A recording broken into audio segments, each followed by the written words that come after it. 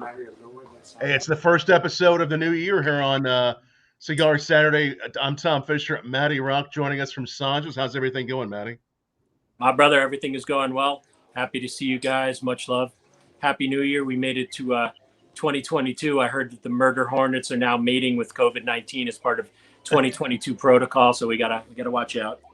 They're all getting together somehow. We never know what's around the corner. Hopefully, only good things. One thing that's around the corner is more of the Kumatage Watches. This new company. It's Zack Ackerman, founder of Kumatage Watches, joining us also from New Jersey. Look at those lovely watches, timepieces as well, as we call them, Kumatage timepieces. How's everything with Kumatage there, Zach? Everything is going great. Just had a little pandemic effect on the company and the rollout, but overall, I got products in, and I'm ready to push them out. Wonderful. And there's a name behind, or a meaning behind the name of Oh yeah, Kumatage. I'm a nautical guy. I was in the Coast Guard for 6 years, and I've always been part of the ocean, part of the water. I loved it. I raced sailboats. So there's an old nautical term called Kumatage, and what that represents is a bright brilliance of light reflecting off of the horizon on the water, on the moonrise, moonset, sunrise, sunset. So if you do happen to look at one of my watches, you'll see the logo. It's kind of hard to see because I'm spastic, but up on top is the logo of the moon of the Kumatage. So that's where the name came from, and it just stuck, and I live by that. I think I see. Do I see Matty Rock wearing one of those too? Yeah, Matty Rock's got one. What model are each of you wearing?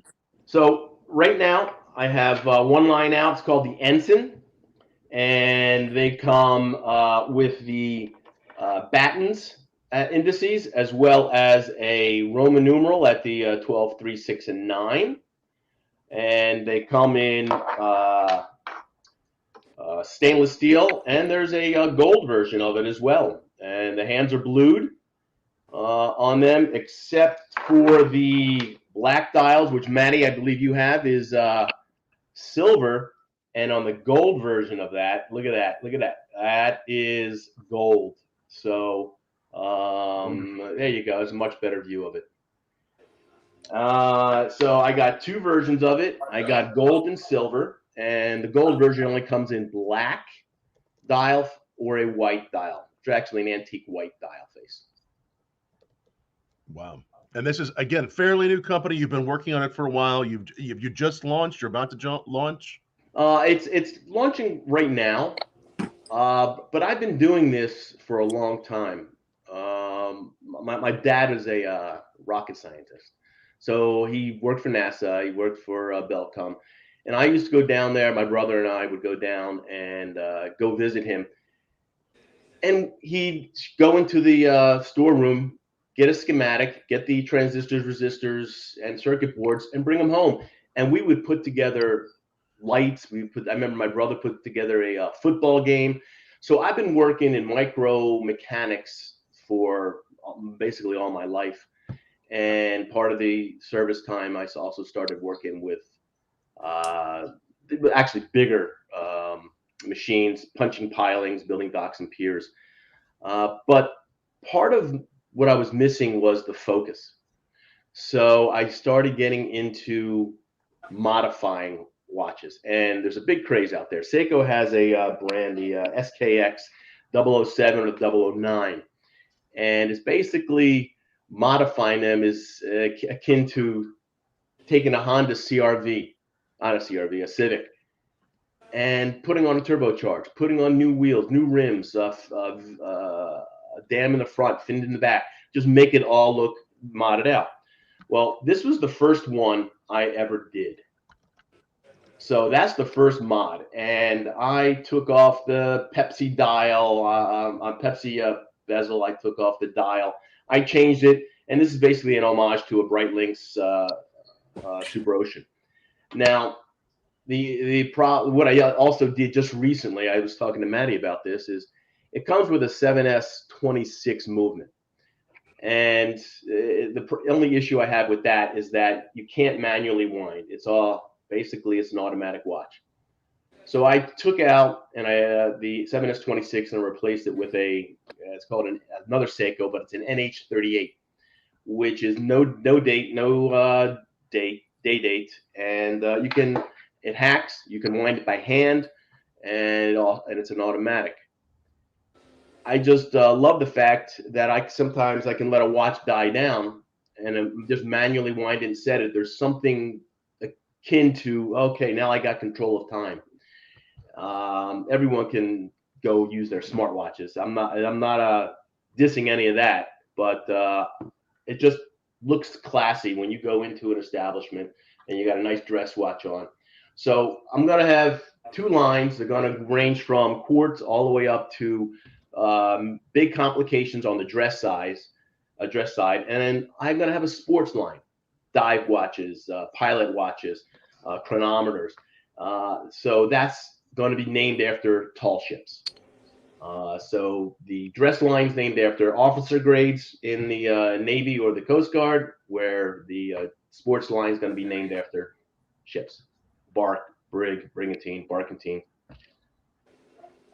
So that's where cool. Kumatage. Navy dudes, yep. I like it. So and again, coming soon, more places. Where can people learn more, find them? Where can we get one? Yeah, thanks for asking. Right now, I have an Instagram account. It's Kumatage_timepieces. I will be finishing up my website. It's not done yet, so I want to hold off of putting it out there because it's going to be URL not found. So for right now, you can follow me on Twitter, Zack Ackerman, or you can follow me on Instagram at Kumatage_timepieces. I'll put these up there. And again, it's Zack Ackerman. Any questions you have for Zack on watches or timepieces? And again, you use the name time. I mean, I think some people know this, but why do you call it timepieces, not just watches? What in your mind, what's the difference? A timepiece is a classic piece of art. You know, when you go to a museum, you go to see paintings. You don't go to see a picture. So to me, timepieces is a composition of moving parts that, when put together properly, has a sense of elegance and class behind it. Yes. You get to say where artistry meets time, right? That's how I always like to think of it. Absolutely. So that's my thing. And so when we talk about, we've had Shirt Guy on the show, Tom, who's obviously Gene, who's a multi-generation shirt guy. And now you know who Watch Guy is. So this is the Watch Guy. Zack has been repairing things that I've destroyed and broken over the years. And, things like maybe I've tried to replace a crystal and half the crystal wound up broken in my finger, or maybe I may or may not have done something with the spring bar where it's 2 rooms away because I can't find it anymore, or somebody to take a look at a complication of a movement, because unfortunately anything more complicated than a quartz for me usually winds up going in a bad way. So Zack has been repairing the things that I break for almost 2 decades now.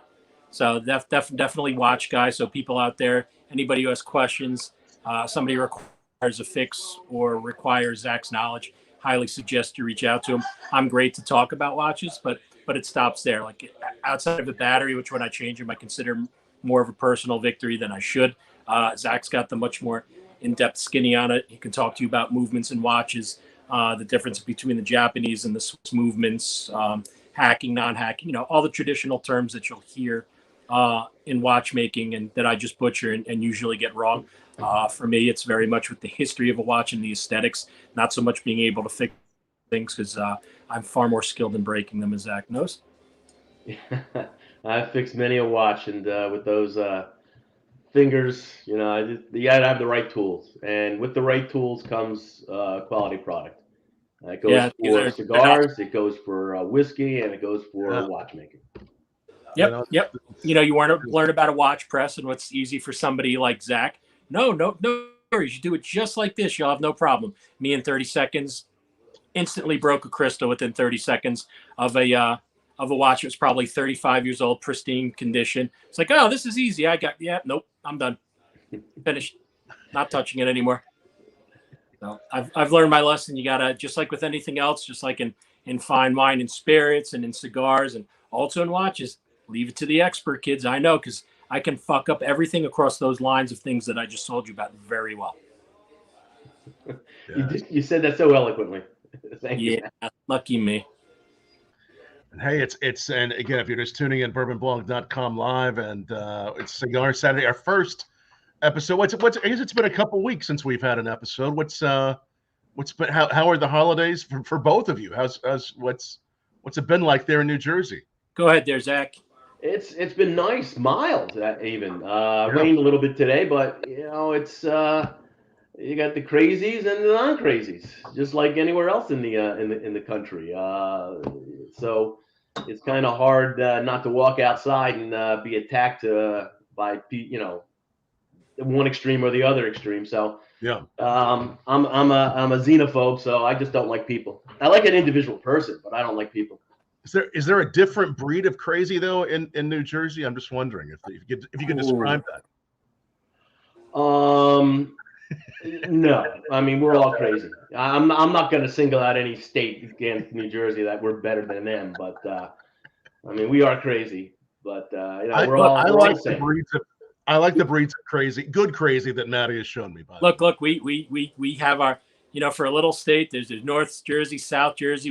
We call people pineys. We judge you in whether it's tail or ham or pork roll. I mean, we're just the worst. Hey, Matty, wait. We're going to get into a fight here. It's not North Jersey, South Jersey. It's North Jersey, Central Jersey, and South Jersey. Don't put me in North Jersey or South Jersey. I'm in Central Jersey. And like I said, there have been maps by New Jersey people to see if Central Jersey actually exists. That's another ongoing thing. So Absolutely. Like I said, Jersey for a little state, like I said, we call people the pineys, a little bit south of Zack. You go, oh, don't mess with those guys. They're pineys. And they live in the Pine Barrens, and hence the word pineys. So we could get some fights started up just there. Pineys come down here, then Bennies ruin everything. It's like, hey, don't mess with them. I had some friends when I was in the Coast Guard that was from the Pinelands, and they had some nice stills hidden out back there. You don't want to go walking back there. You get shot, and they don't ask questions. See, we are such a diversified state. We have our own version of deliverance. See, we are special. I'm telling you. That's great. And I see Darius commenting. It's pork roll. He's letting you know. Boom! Piney, South Jersey. I mean, hoagie, grinder, sub. It's all the same. I noticed I didn't hear you say what the tasty breakfast meat is, Zach. We'll wait. Oh, I go Taylor ham. I go pork roll. I mean, hey, I if it's a ham, I'll eat it. Oh, apparently New Jersey has the smell of Switzerland today. Not sure how I like that. Yeah, absolutely.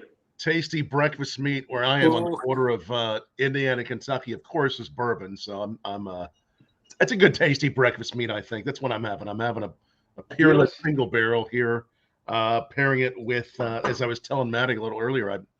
I was able to track down somehow hidden away in the humidor Year of the Rat. So that's what I'm having. That's no joke, man. Got that spiciness on there, obviously with the bourbon and a pop. I mean, I gotta have. You were showing us. Zach has some lovely. You have some really serious Macallans back there. This is just 2 of my 5. I have a 12, 15, and 18. I also have a rare cask number 2. Nice. That I'm actually going to pour for a special occasion like this. Why not on the first? Yeah, I love the rare casks and those limited editions. I so you have the 6 that I have. Yeah, I got blue. I got the Macallan blue. Oh, that's sitting right there. And another one I have is on another special occasion. I'll probably that Elijah Craig. Barrel proof. B barrel. I think they're on E or F barrel now, but this is B barrel, 124 proof. Yeah, those are all really delicious pours. What are you sipping there and smoking? So I'm swilling a very fine peach green tea from our friends at Starbucks. I'm getting the peachy bouquet. the nuttiness from the green tea. Yeah. My one cube has since melted away. As it's you could drink a peach tea for hours, right? But here's the cool stuff. So we're talking about what we're smoking today. I know Zach's indoors, so he will not be smoking today. So the SP 1014 is out. Look at how the new band pops. Ooh. So, and me, we talk about it every show that I'm a Lancero guy. So once again, look at the perfect burn on that Lancero. And again, just a pinch from the back. Didn't have to cut it. You see the draw. And I see Darius asked me a question. Oh yes, here let's put good question. Great question, Darius. Hey, I will show you my Grail watch. The Grail timepiece, money is no object. What do you think? What do we have here? This is a Zenith Defy El Primero Defy 21. Now, I am not speeding up time. This is actually the second hand moving. That stops 1/100th of a second. Wow. So that's my Grail. Excellent. We'll see if Darius tell us what your Grail is, and anyone tell us down below. What's yours, Matty? Do you have one?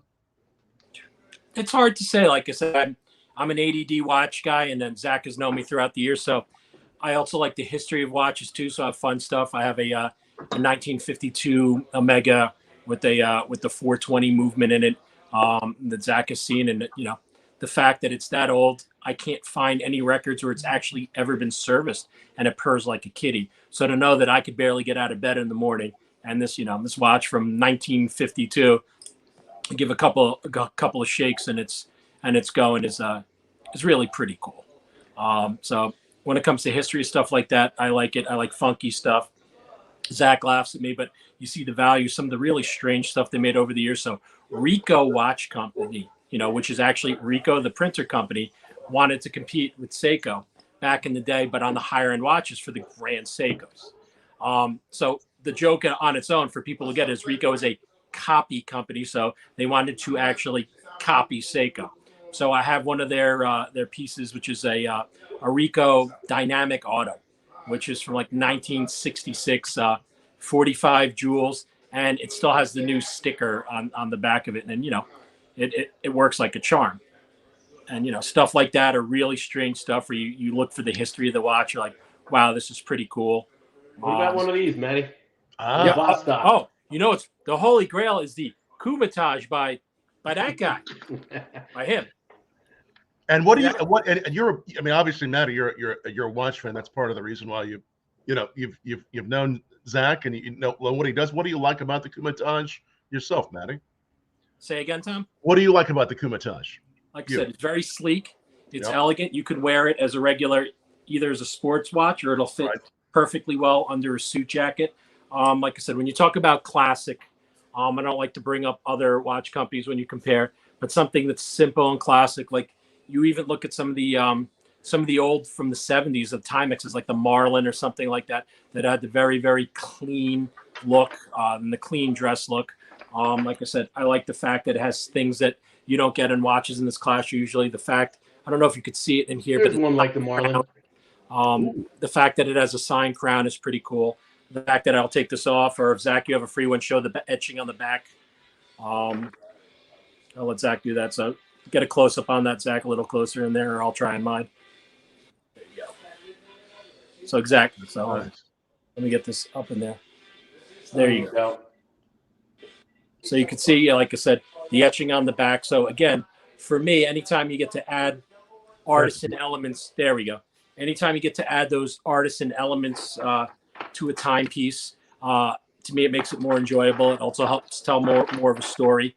So I like watches like that. And like I said, it doesn't, some people get very, very hung up on hey, I have a Rolex, or have, and there's a time, a place, there's everything for that. Everybody loves what they love. But for me, I have the one Rolex, I have the one Oyster Perpetual, but to me, history of watches is equally as important as the watch itself. I have anything that I'll walk out of the house and, like I said, from a Rolex to a Breitling to an Omega to a Timex, and I still love a Timex Indiglo.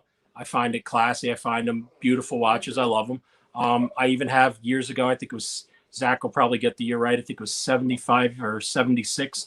The Timex did something called the floating dot. and there was this goofy looking automatic piece that they had where it looked like there was a floating dot that was actually underneath the crystal of the watch. I think 75, Zach, 76. Somewhere around there. I don't So know the exact date. right after they were done with the electric watches and started to go to quartz, because another thing that people talk about is, oh, there's always quartz because you had watches that needed batteries. Like, right, but they weren't quartz. They were actually a true electric watch, and they would actually sweep much of the same way as an automatic watch would. So when you have a really old watch that's battery operated, and you're like, oh, how do I tell the difference if it's an electric watch or a quartz? Quartz, you'll still get the tick for each of the quartz. That's one. That's 1 tick per second. Yep, and the electric watches will have the same kind of sweep. I'm a big fan of Hamilton's, and Hamilton's had a bunch in the late '60s and early '70s of the electric watches. And for people that are watch fans, you like check out stuff that's history and affordable. Secondary market, you can get a beautiful condition one for under $1,000. I'll make sure I wear one on one of the next shows. See, talk super elegant, super beautiful sweeping movement. Like I said, absolutely no ticks. If I didn't tell you and it didn't actually say, Hamilton Masterpiece Electric on it, you would very much assume that it was an automatic watch with that kind of sweep on it. So you see, I can get the geek stuff on it. If you told me to fix it, I'll be like, give it to him. So I'll talk the geek on it. But when it comes to actually being able to get through the movement and everything else and fix it without me punting it 40 yards, I give it to Zach, and Zach has seen me frustrated. He's given me tasks over the year, like speaking of Hamilton. He's like, here's an easy one for you. Go swap the battery in this. Hamilton thought it would be cute if they changed the position of the battery to the battery being upside down in the watch with a little itty bitty strip with 2 little itty bitty screw things holding the effing battery in. So Zach thought that was cute. And you know what? It only took me an hour to change a watch battery. How sad. But an hour later, damn it, I changed that watch battery. And Hamilton, there's no need for that. There's no need. There's no need. I don't know what made you happy, Zach. At the size of some of these screws I've worked on. 0.5 millimeter. I think they take pride in how small they can make the screws. Is what up, baby? It's happening. It is good.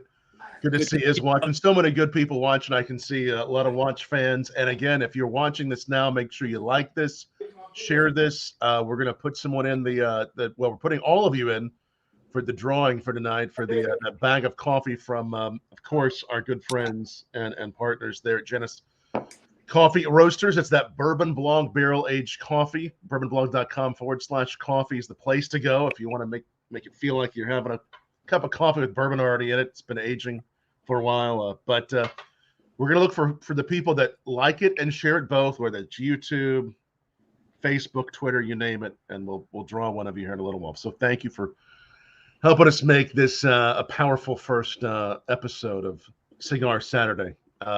So much good stuff I'm sure we'll have coming up here on Cigar Saturday as we look forward to timepieces, watches, just the whole industry. I know that a lot of things like, yours, classics. What do you say? Any trends you might look for in 2022 on the timepiece and watch industry? What do you think, Zach? Going forward, I think that Rolex is making a play on theirs. The prices have shot up so much. Well, it may hold it. Who knew that I could buy back in 1989, 1990, spend $1,000, $1,500 and get a Rolex that's worth $30,000 or more right now. They came out with that Tiffany.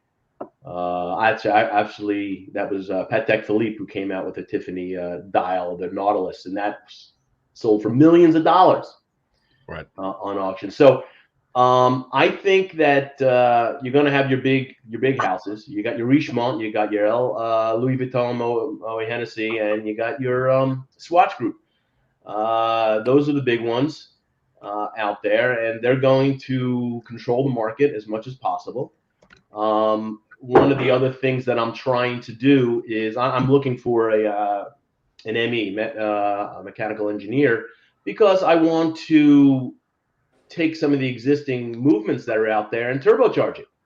And right now I have it in my head. It can be done, but I am an idiot when it comes to CAD/CAM drawing or taking a movement and mapping it out, because there is a vision in my head where I will be able to take a piece, let's say like this Omega right here, Speedmaster.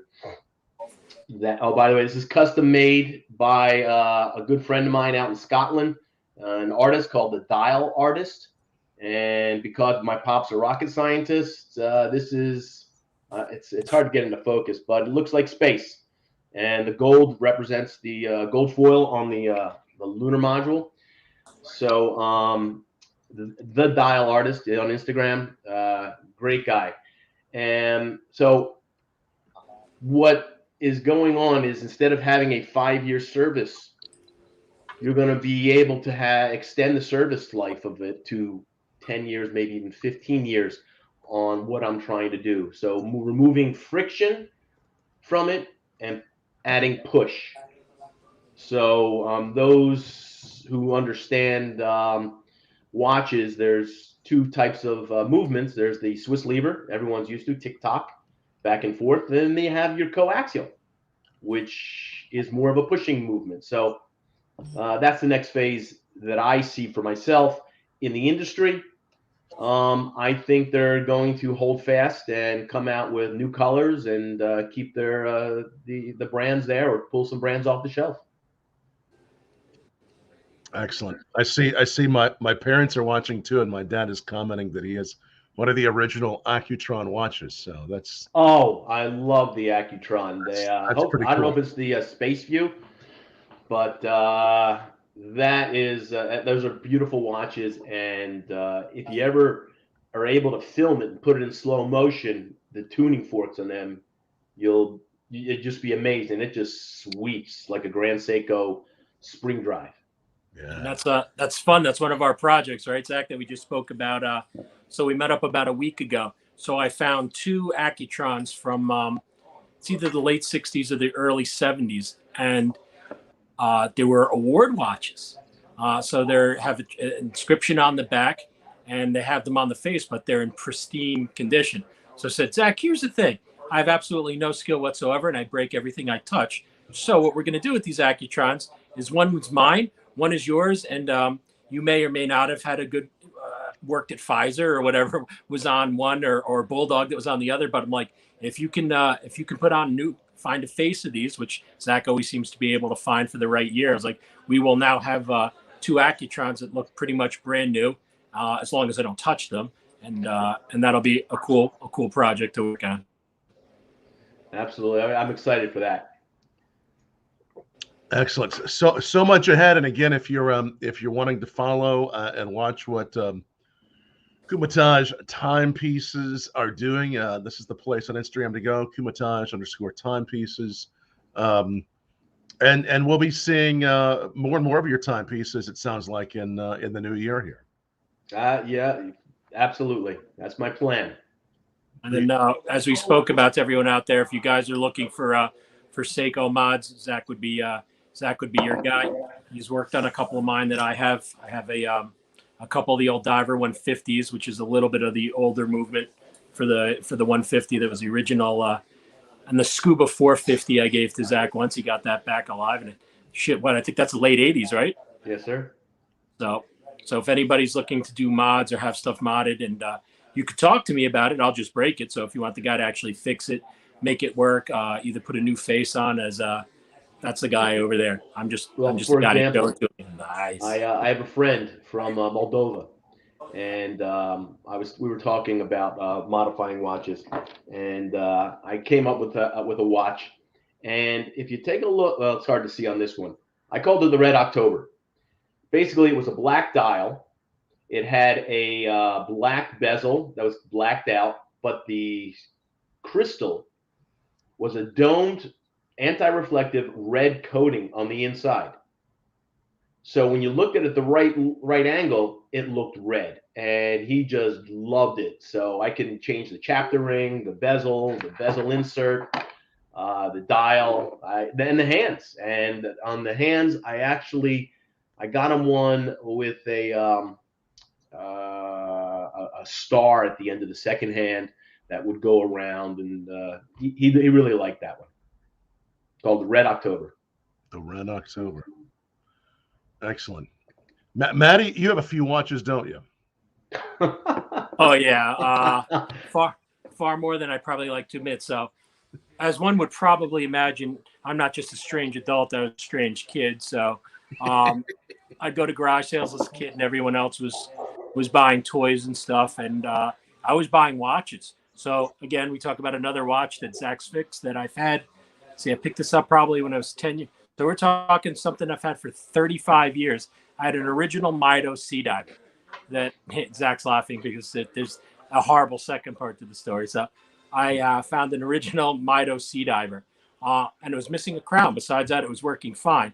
So, 10 years old, I barely know what that Mido Sea Diver is, except that it looks cool. And if I literally had like $6 or $8 on me, that was a lot. So the guys look at me, I'm like, I like this watch. How much? Guys like, yeah, I have Army figures and stuff. Don't you want that? I was like, no, I have Army figures. How much for this watch? And he's like, look at it. He's like, how much do you have? I'm like, I have $6. Guy's like, ugh.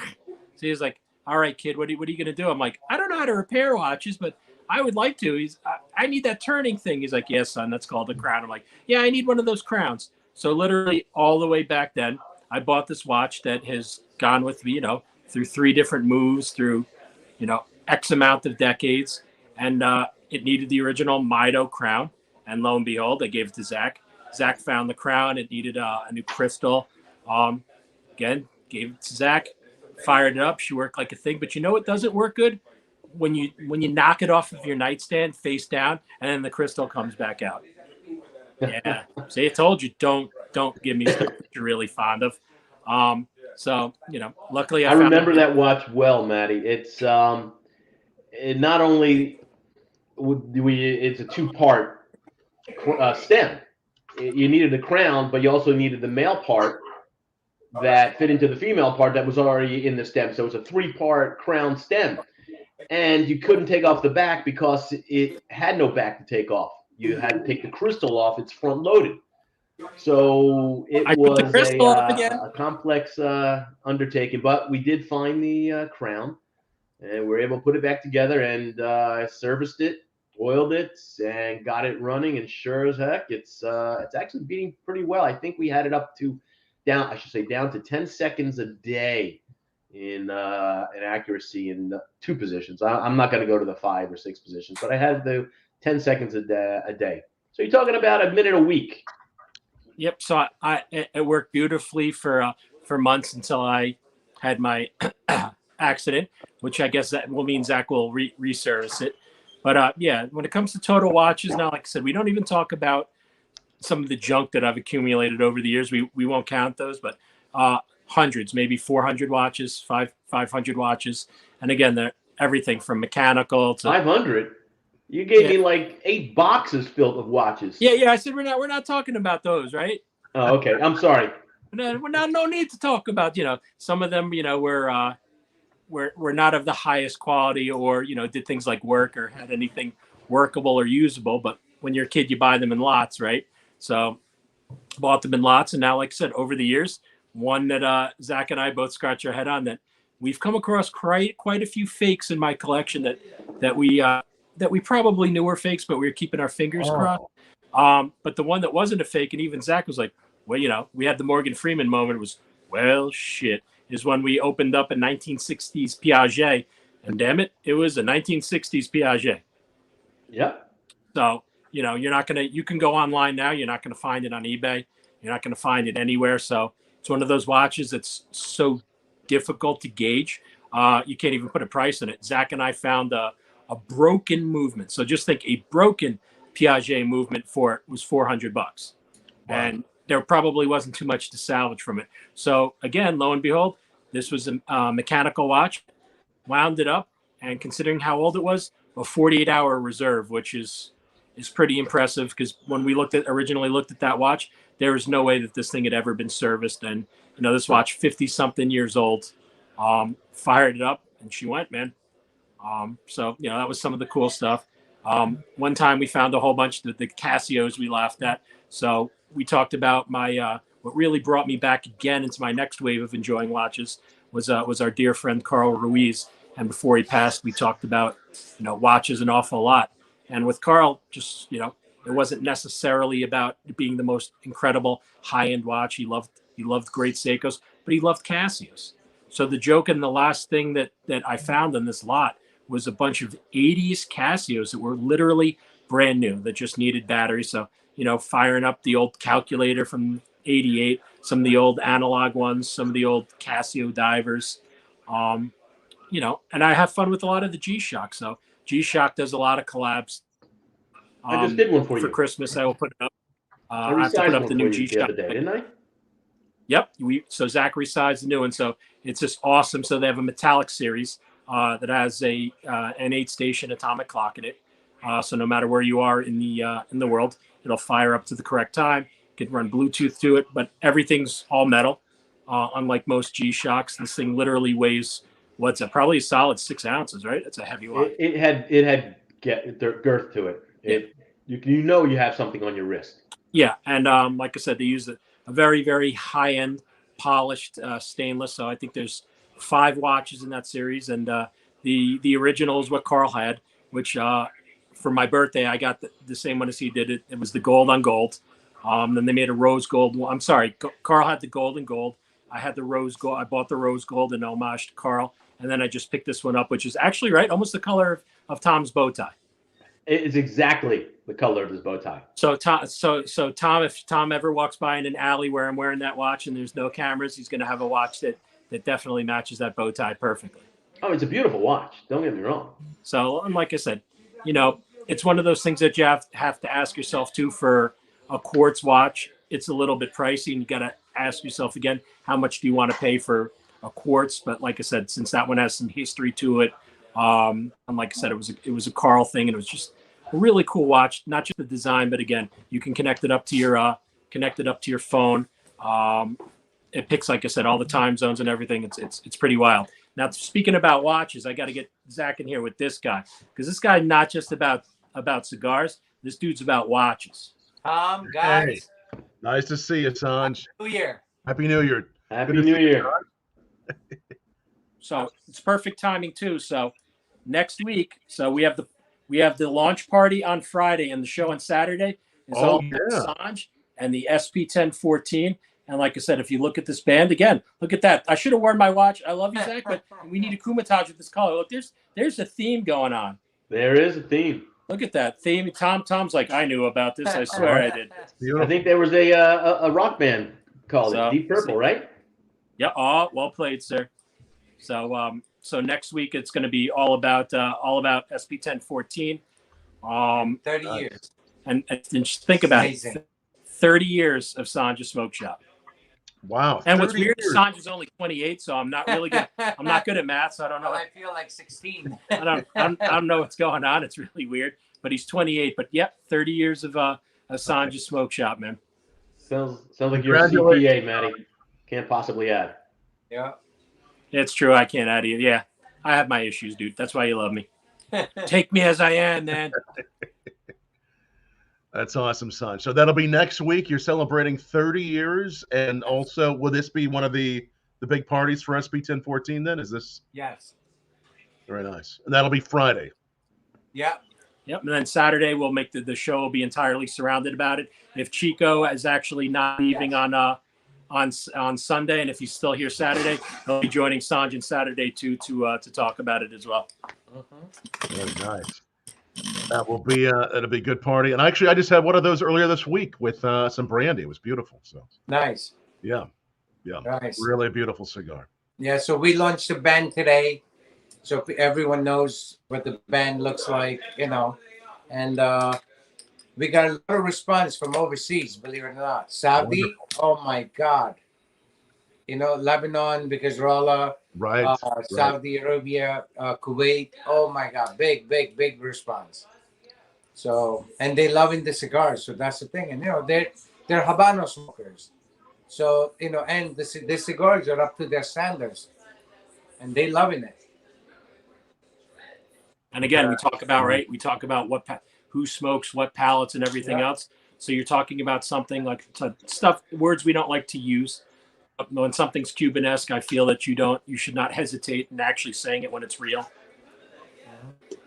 Like I said, the things you taste, the saltiness, the the sweet taste of raisins, things like that. Those are things that you get to bring up in a blend. And when you do something like that, that opens up your market, especially being such a high-end stick to so many different smokers. There's nothing over the top to it. So think about everybody you bring into your fold that's looking for, we're talking, again, this is a Puro. So you're talking about a Dominican Puro. It's a big deal. And in that price range, it's a bigger deal. It's unheard of. Yeah, like I said, you can't. It's not something that you could do. And like I said, me, and for 2 years we've been talking about Lanceros again. You can't pinch. I mean, you can try it a few times. You're not going to be able to pinch a Lancero every time and get that consistent draw out of it. And I have yet to use a cutter on it. That's why you literally see the freaking dot from where the little tail is. Boop, and can't do it. That's offensive. Dot. Well done, Sanj. Well done, hashtag not racist. Maybe a little bit, little racist. So we're gonna see these all over. I mean, these are gonna be more and more places, right, Sanj? Yes. Excellent. Sounds like it's global. Today was the first day we released the band. So Right. now all the posts you're gonna see is with the band. And interesting fact, because our guest is a watch guy. So 9 years ago, Zenith makes a 40th anniversary watch with the same band in it, Cohiba band in it, and we sue them, and they can't sell a single watch in the United States because they didn't know that we own that trademark. Wow. So they offer me like 15 watches. It's dual moon face, dual turbulent watch. Look, he sweats. Zach's sweating. And I said, no, you can't sell it here, and they had to scrap, take everything out of U.S. market. And they offer us, first they offer us 10 watches. I think the retail price at that time was, I think, like $28,000. And I said, absolutely not. I just don't want you to sell it in U.S. And they offered us up to 15 watches. So I said, it's not going to happen. So we kind of, killed the U.S. market for them. I can hear Zach cry. I can hear Zach crying under his breath. Oh no, I respect, total respect. Stick to your guns. Yeah. Flip that Zenith up so he could see the one that you got, your bad boy that you got. And like I said, we'll have intense conversations with Sanj and the ones that he has. I don't know. Is it focusing? Yeah, we can see it pretty well.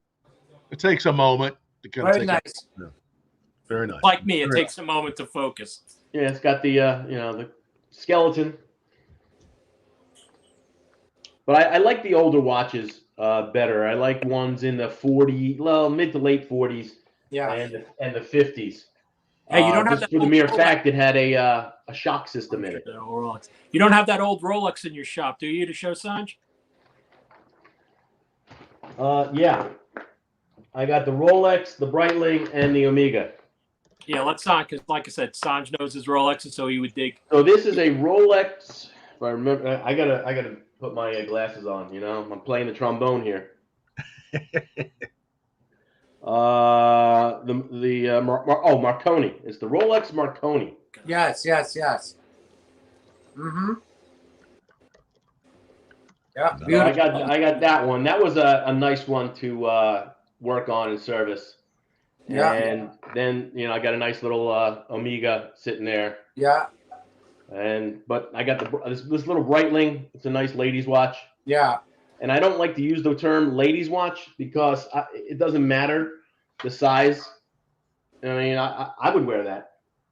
Yeah. Yeah, it depends on the size of your wrist. Like other people can get away. Even on my wrist, a 38, even a 38 Rolex always looks a little wrong in my wrist because I'm built like a gorilla or orangutan. But if you're smaller, that was the correct. Actually, 36 was the classic was the first classic. 36, yeah, 36 and 38 Rolexes, were that size. Actually, now they're about 38. 41 is like the biggest that they make. Yeah. But if you take a look at James Bond, all right, he used to wear the Omegas. He wore a Rolex and he wore a Breitling, but they're all like 35, 34 millimeter. So they weren't big watches. Yeah. That's why, again, another watches I've had you look at. I've actually been able to get one for Sanj's when Orient kind of changed the game a little bit when they did those perpetual calendars first you needed, 2 master's degree and a PhD to set it. But remember, then I think they were one of the first watches to do 42 and 44. Yeah. Which I thought was right. It was 42, right, Zach? And then 44 is later. 42, yeah, and then the 44 is later. So, I mean, and I love those watches. And, usually it was everybody was knocking off the Swiss. And it was one of the few times that the Swiss actually knocked off Orient. And then Wittenauer had a regular perpetual that looked like that. And then they did another one in the square face. Well, actually more of a TV face where it kept the Swiss movement in there. So that was kind of cool how, it was probably one of the first times that somebody, right, changed it up. Yep. And Darius had a great point. Yep. Rolex did outsource the movement from Zenith for their Daytonas until they could develop their own in-house movement, and then they just nixed it for their own in-house movement. But yeah, the El Primero was the go-to for Rolex in the beginning. Right. Look at what all the watch houses did that, right? Tissot used to come out of Drew, what up, baby? Tissot used to come out of the House of Omega, right?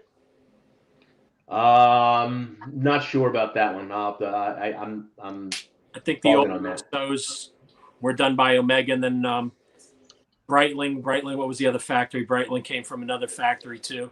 Well, ETA, which is part of Swatch Group. You had your Valjoux, which then ETA acquired them.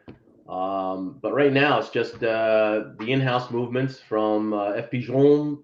You got your Glashut, your Alain Gazon, Patek Philippe, of course. They have their own in-house movements, but a lot of the other manufacturers out there will use a ETA movement, or they'll use a Solita or Valjoux, right? Well, Valjoux is part of ETA, absolutely. And there's STP that's out there now. And they're doing these are all Swiss movements, and they're all doing fantastic jobs and keeping the time. It's the reason why Solita and STP are out is because Swatch Group is not releasing any more ETAs out into the public for personal consumption. They're regulating that. So Solita and STP are capitalizing on it. And then you have tourbillons, obviously, and stuff like that as you starting moving up the ladder of movements. Tourbillon, that's a nice little. See the balance wheel spinning around. Mm-hmm. A lot of companies are doing like to show that. A lot of them are they have open heart. You can actually see the balance spinning back and forth. I think Seiko has one of their Presage movements. They have the open heart. I think even Orient, whatever. I'm not sure what movements Orients are using now. I still think they're in-house, but I know Orient has one too, one of the newer ones. Yep. With the number of, I think, timepiece collectors that have been growing and the interest in them, any big, what would you say, say your biggest surprise as far as what's gone up in value the last year or so? Anything? I think Rolex, just the shoot up of people wanting Rolexes and the percentage increase year over year is just, I'm at all. I don't understand it, but apparently a lot of people want the Rolexes. Yes. Well, it's considered, right? It's like it's the gold standard for that. The one that we don't talk about that I find crazy how much it goes up, because remember the guts are quartz. Look at what some of these collab G-Shocks are going for. I mean, you go look at some of these G-Shocks that you could have bought for $90, $1,400, $1,800. You look at some of the old Frogmen or the old Riflemans, and for a quartz, it's crazy, right? Yeah, it is. It just amazes me. Audemars Piguet, is another one where it's a beautiful movement. I love it, but it's just out of my price range. Drew, so I won't be getting it. Drew wants to remind us to watch the Dungeon with Kevin Sullivan and Andrew Anderson. Is that coming next week, or when's that coming? Is that every week? We're gonna be filming that one real soon. Nice. So Drew and Kevin and gang and I are gonna come out with that. obviously we'll have that broadcast to everybody. It'll talk about everything that Kevin and Drew are working on. We'll talk about. I mean, like I said, between those two bastards together, you're talking about so much history of wrestling. We'll talk about trying to get the Cubist show back online and everything else. And like I said, between having somebody who's been one of the best mouthpieces of indie wrestling and Drew, and you have somebody like Kevin, who's literally been there forever and is a historian of it. So really important stuff. If you really love wrestling, you really love the history of it. There's just so much to talk about and so much in-depth stuff. And like I said, and when Kevin talks about that stuff, it's as a historian too. So it's pretty neat crap. So we'll be talking about that real soon. And we will definitely have that on this show as well. So we'll do a little cross-pollination like the bees. We'll keep making that happen. I want to tell you once again to make sure and follow the on Instagram again, Kumatage_timepieces. And again, where can they find you on Twitter? On Twitter, it's Zack Ackerman, at Zack Ackerman. Just at Zack Ackerman. Yep. Just Zackerman. That's the Twitter. Zack Ackerman. That's it. ACK. Yep. Here we go. That's there. Quick graphics. There we go. Oh, look at you. It's not your first rodeo, is it? Yeah.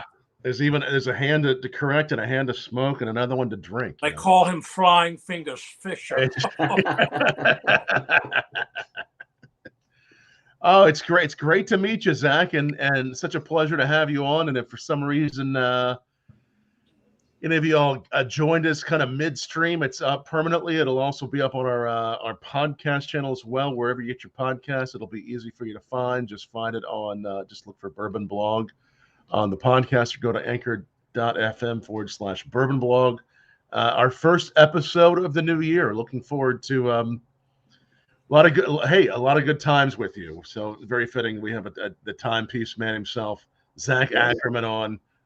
Look forward to hopefully we'll have a scotch sometime when I'm in New Jersey. I would love to. I'll even turn you on to one of the 3 barrels I got in the back. I have cocktails aging in those barrels. Oh, do you? What cocktails are you aging? So I have. Well, just so happens I pulled out something that you bottled. Oh, good. I just happen to have. So this is my go-to. This is a Monte Carlo. Oh, I love Monte Carlos. So in the big barrel up there, that's a 10-liter. So I had 10 of these. That just a couple. And so that's my go-to. And this one, believe it or not, it's called a Jersey Quarter.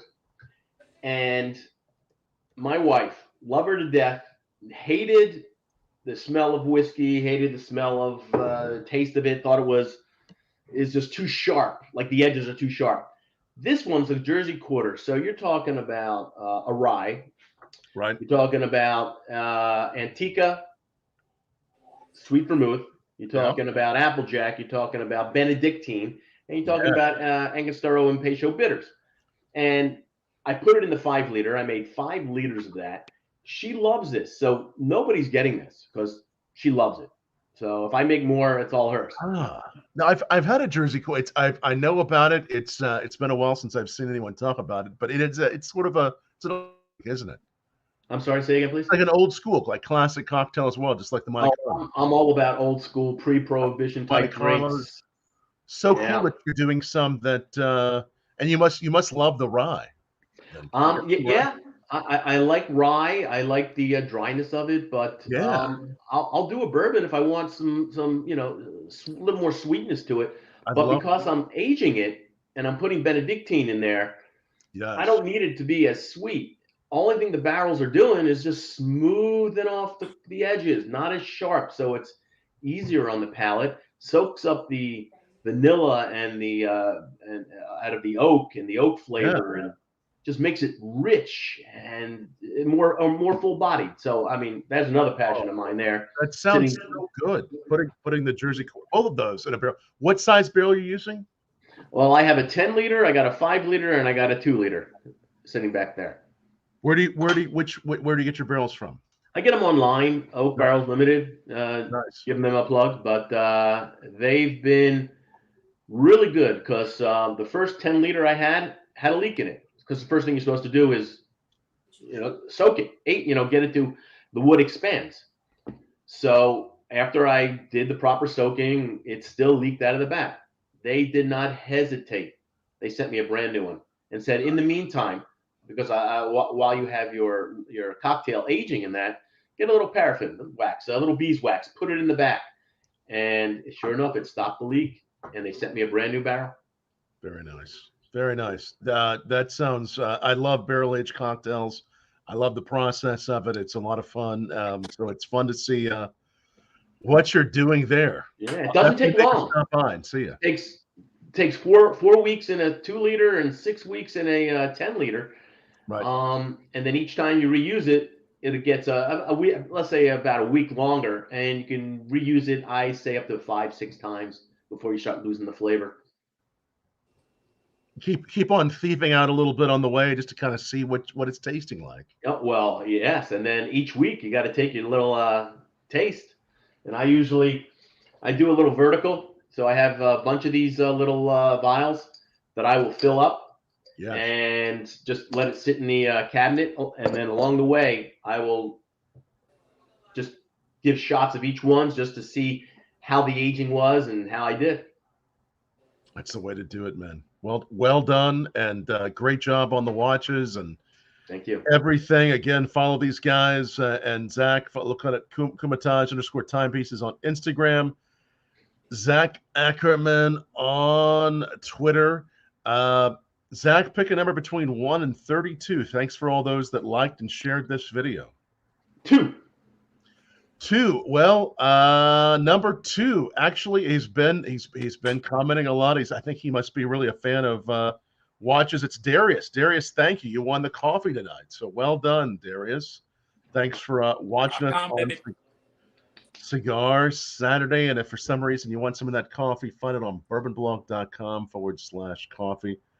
It's been fun. Zach, Matty, Sanj, Mario, it's all the friends there at Sanj's and everyone watching. Cheers and happy 2022. I'm still getting used to saying it. Happy New Year.